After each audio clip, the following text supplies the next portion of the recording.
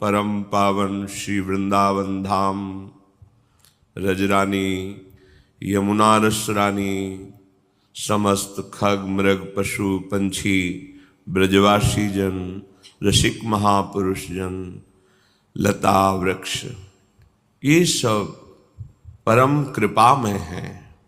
किसी एक की कृपा से जीव का कल्याण हो जाए।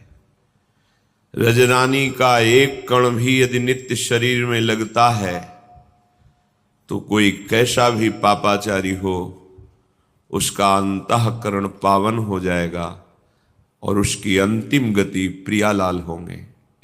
अगर एक भी लता कृपा कर दे तो प्रियालाल का अद्भुत प्रेम प्राप्त हो जाए।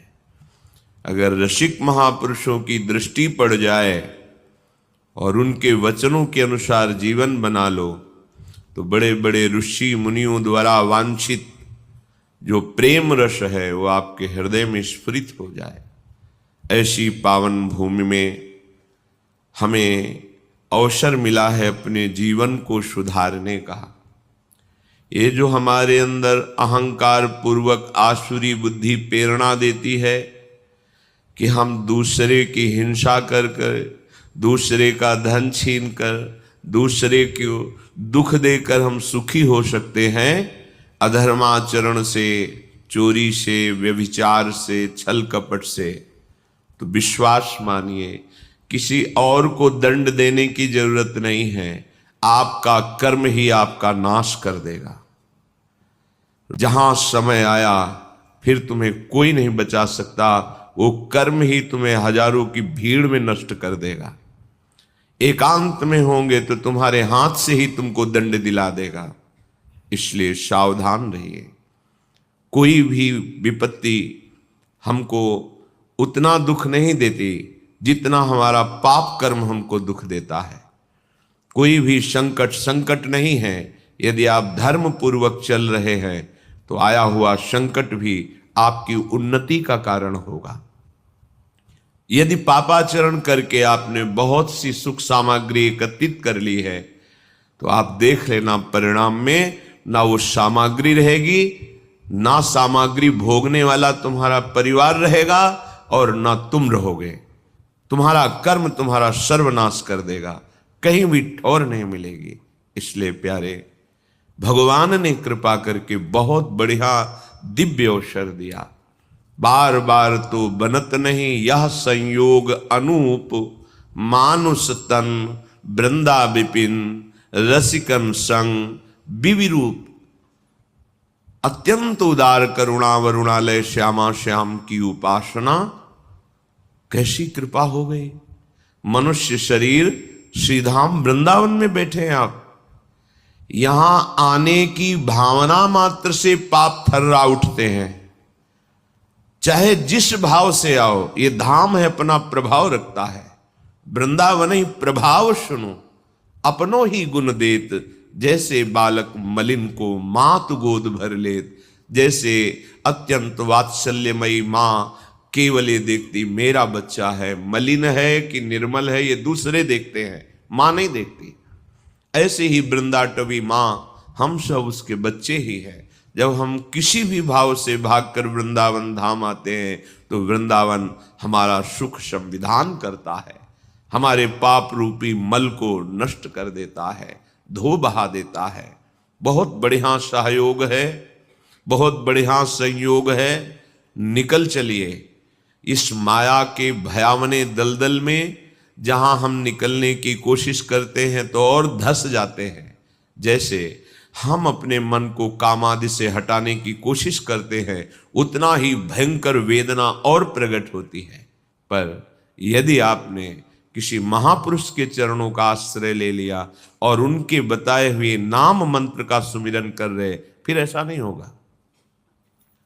उसी दलदल से निकलने का सहज उपाय मिल जाएगा। जिस दलदल में हम निकलने के उपाय में फंसते जा रहे हैं, उसी दलदल में से हम निकल जाएंगे। ये नाम, ये मंत्र, ये उपासना पद्धति बहुत बड़ा संबल है जो भयावह माया भ्रमात्मक रूप पैदा करके हमको भ्रष्ट कर देती है। तो नाम ऐसा प्रकाश डालता है जैसे बाहर दूर पड़ी हुई अंधेरे में रस्सी सांप का भ्रम करके हमें भयभीत कर देती है, पर सीधे उसमें लाइट पड़े, प्रकाश पड़े तो दिखाई देता है नहीं नहीं ये रस्सी है, सांप नहीं है, आप बिल्कुल निर्भय हो गए। ऐसे ही माया नहीं है, केवल ब्रह्म है, केवल भगवान है, केवल प्रभु है। ये तब पता चलता है जब गुरु कृपा से हृदय में ज्ञान का प्रकाश होता है, तभी वो निर्भय, निश्शोक, निश्चिंत हो जाता है, क्योंकि सारे कर्म बंधन उसके छिन्न भिन्न हो जाते हैं और वो परमानंद में डूब जाता है। इसलिए बिल्कुल प्रमाद करने की आवश्यकता नहीं। ये 4 बातें सत्संग में आपने सुना भी है, पुनः हम बता रहे हैं कि आप कृपा करके कभी मत कीजिएगा। पर स्त्री का गमन मत कीजिएगा, मांस मत खाइएगा, शराब मत पिएगा और किसी भी विधान से जुआ मत खेलिएगा। ये द्वित कीड़ा, मद्यपान, परस्त्री गमन, हिंसा, इसी को व्यभिचार, चोरी आदि, अगर ये आप करेंगे तो कुछ भी कर लो, दान पुण्य कहीं भी चले जाओ, ये आपको दंड देंगे ही देंगे। क्योंकि जहां भी जाओगे कलयुग तुम्हारी बुद्धि को ऐसा भ्रष्ट करेगा कि वहां भी भारी अपराध ही बन जाएगा। इसलिए सबसे प्रार्थना है, बहुत बढ़िया अवसर मिला है, सुखपूर्वक जियो, आनंद पूर्वक मृत्यु जब आवे तो उसका स्वागत करो और भगवान के धाम में पहुंचो। जिनको तुम भोग सुख समझ रहे हो ये ओस कण है, इनसे प्यास बुझने वाली नहीं, आज तक किसी की नहीं बुझी। इसलिए प्रार्थना है ये 4 बातें बिल्कुल कसम खा लो, मुझे जीवन में कभी परस्त्री गमन नहीं करना, मुझे किसी भी जीव की हिंसा करके मांस आदि नहीं खाना, मुझे कभी भी चोरी और द्वित कीड़ा ये नहीं करना, कभी शराब नहीं पीना। अगर आप आए हैं वृंदावन तो आप भाग्यशाली हैं, मेरी लाडली जू की आप पर कृपा है, नहीं तो श्री राधिका कृपा बिनु सबके मनन अगम्य। आप मन से भी नहीं सोच सकते वृंदावन के विषय में, शरीर से आने की तो बात जाने दो। जब लाडली जू ने कृपा कर दी तो आप अपने जीवन को सुधार लीजिए। बहुत बड़ी सामर्थ्य हमारे साथ है। जब हम प्रियाजू के चरणों का आश्रय लेकर चलते हैं तो बड़े बड़े सिद्ध प्रेमी महापुरुषों की कृपा हमें प्राप्त होती है। ऐसे थोड़ी मार्ग में निकल जाया जाता है माया को परास्त करके, हमारी सामर्थ्य नहीं है।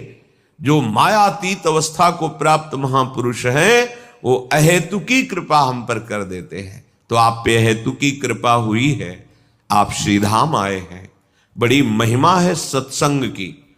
आप जहां बैठे हैं परम पावन भूमि है, शिव शनकादि उद्धवादि के द्वारा बंदनी रज में बैठे हैं। यहां आपको निर्णय लेना चाहिए कि जो असत कर्म जन्म जन्मांतर में हमें दुख ही दुख देंगे वो मुझे नहीं करना। ऐसा संग नहीं करना जिससे कुमार्गगामी प्रवृत्तियों का बढ़ावा मिले। वो हमारा दोस्त नहीं है, वो हमारा शत्रु है जो हमें सतमार्ग से भ्रष्ट कर दे। लोगों की धारणा बन गई है कि धन ही एक सुख का साधन है, चाहे जो कुछ करो, दिमाग में बैठा हुआ है। कुछ भी सत्कारिक भी करो तो उसका परिणाम धन मिलना चाहिए। कितना आया, कितनी प्रॉफिट हुई, बस आप विचार पूर्वक देखिए। पहले धर्म है, फिर अर्थ है, फिर काम है, फिर मोक्ष है। अर्थ यदि धर्म पूर्वक है तब तो मंगल करेगा, आपकी कामनाओं की पूर्ति होगी और वो कामनाएं मोक्ष मार्ग का अवलंबन करेंगी। ये सिद्धांत है। धर्म, अर्थ, काम, मोक्ष। जो कामों भोग है वो यदि धर्म के द्वारा कमाए हुए धन से किया जाता है तो उसका मन धीरे धीरे संसार के राग से रहित होकर मोक्ष मार्ग का अवलंबन करता है। लेकिन धर्म को छोड़ दिया, केवल अर्थ, तो फिर काम पिशाच की तरह चढ़ जाएगा और तुम्हारा नाश कर देगा। देख लो, आंख खोल के देख लो, जो केवल धन के पीछे पड़े हैं तो उनका अभिमान इतना बढ़ जाता है कि वो सर्वनाश स्थिति को स्वयं वरण कर लेते हैं, अर्थात स्वयं ऐसी दशा में पहुंच जाते हैं जहां क्लेश, अशांति, भय, शोक आदि है। इसलिए धर्म सबसे बड़ी वस्तु है। जो संत महापुरुषों ने, शास्त्रों ने विधान किया है उसे धर्म कहते हैं, और जिसे निषेध किया है कि ये नहीं करना चाहिए उसे अधर्म कहते हैं।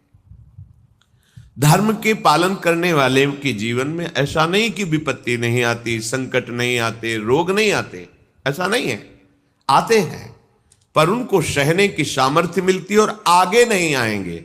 ये पीछे का हिसाब है। आज जो तुम कर रहे हो, आगे तुम्हारा बड़ा शुभ है, बड़ा मंगल है, बड़ा प्रकाशमय मार्ग है, आनंदमय मार्ग है। इसलिए हम आगे को सुधारने के लिए आए हैं। हमारा वर्तमान पवित्र धर्म युक्त, हमारा वर्तमान भगवत स्मरण युक्त, हमारा वर्तमान दूसरों को सुख देने की भावना से युक्त, तो निश्चित भविष्य आपका परम मंगल है, परम सुखमय है। देखो, भगवान के परम पावन भक्त पांडवजन सत्यनिष्ठ है, धर्मात्मा है, धर्म से चलते हैं। कितनी भारी विपत्ति आई है। जो चक्रवर्ती सम्राट पद पर अभिषिक्त हुए, उन्हीं को 12 वर्ष का वनवास और 1 वर्ष का अज्ञातवास। कितनी कठिन परिस्थिति है। भयावह जंगलों में, जहां कोई सुविधा नहीं है, वहां जीवन व्यतीत करना है। और ऐसे सुविधा में रहने वाले सम्राट पद में जो हैं, उनको कौन सी सुविधा दुर्लभ है। जिनके मित्र भगवान श्री कृष्ण हैं, जो सत्य को स्वीकार करके धर्म में आचरण करते हैं, उनके जीवन में ऐसी विपत्ति, तो अपने लोग तो विपत्ति लायक ही है। इसलिए विपत्ति में कभी घबराओ मत। यदि विपत्ति में धर्म का त्याग कर दोगे तो फिर ठीक नहीं रहेगा। संकट आया, विपत्ति आई, दुख आई, तो और धैर्यपूर्वक उसको हमें सहना है और अपने भगवत चिंतन को, धर्म को नहीं छोड़ना है, तो आगे बड़ा मंगल होगा।